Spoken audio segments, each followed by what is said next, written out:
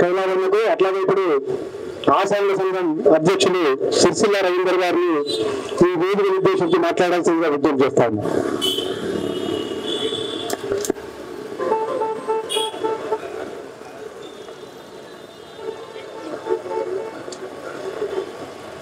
అందరికీ సభకు నమస్కారం. మగ్గం నడవాలి, నేతన బతకాలి అనే నినాదంతో మనం ఇంత దూరం వచ్చినాం. ధర్నా కార్యక్రమాన్ని చేస్తున్నామని చెప్పి ఇవాళ గత 8 నెలల నుంచి ఎన్నో రకాలుగా మనం పోరాటాలు చేసినాం. పోరాటాలు చేసినా కానీ మన పోరాట ఫలితం ఏది దాకా వచ్చింది. చాలా సంతోషం. ఇవాళ అసెంబ్లీలో కూడా మన మీద చర్చ జరుగుతుంది, మన సమస్యల మీద చర్చ జరుగుతుంది. చాలా సంతోషం. వీటికి 5 రోజులు మనం అక్కడ రిలే నిరాశ చేస్తున్నాం. మన వస్త్ర పరిశ్రమ సంక్షేమం మొదటిగా కరెంటు విద్యుత్ సమస్య తీవ్రమైంది. 2.5 ఉన్నదాన్ని ఇవాళ 8 రూపాయలు పెట్టి మనకు బిల్లు వేటి చేతులు పెట్టిపోతుంది. ప్రపంచంలో ఇండియాలో కాదు, ప్రపంచంలో కూడా 8.5 ఎక్కడ వేరే కంపెనీ కరెంటు బిల్లు సమస్య 8.5 ఎక్కడ ఉన్నాయా? మన ఇండియాలో ఎక్కడ ఉన్నాయా? లేదు. కాబట్టి మన సిరిసిల్లకు ఎందుకు వచ్చింది? అది మనం బాగా సంపాదిస్తున్నామా?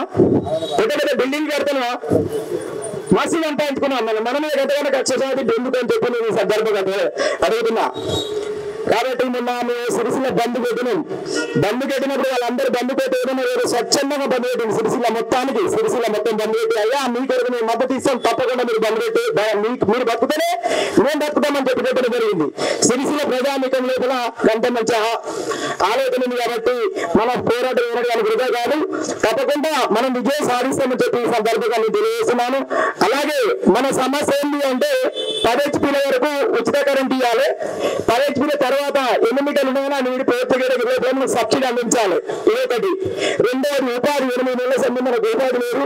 మన భార్య బిడ్డ సాగుతున్నామని పరిస్థితి లేని పరిస్థితులు ఉన్నాం.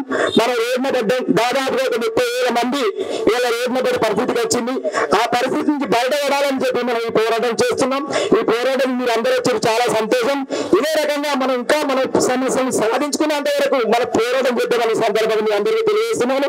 కాబట్టి మనకు ఒకటి ఆసాంలకు ప్రత్యేకంగా యారన్ బ్యాంక్ ఏర్పాటు చేసి దాని మీద మేలు మీద 20% సబ్సిడీ తోటి మనకు ఆసాంలకు యారన్ బ్యాంక్ ద్వారా నీళ్ళు సప్లై చేయాలని చెప్పి ఈ సందర్భంగా నేను తెలియజేస్తున్నాను. అలాగే ఉపాధి తప్పకుండా 5 తొందరగా కల్పించాలి.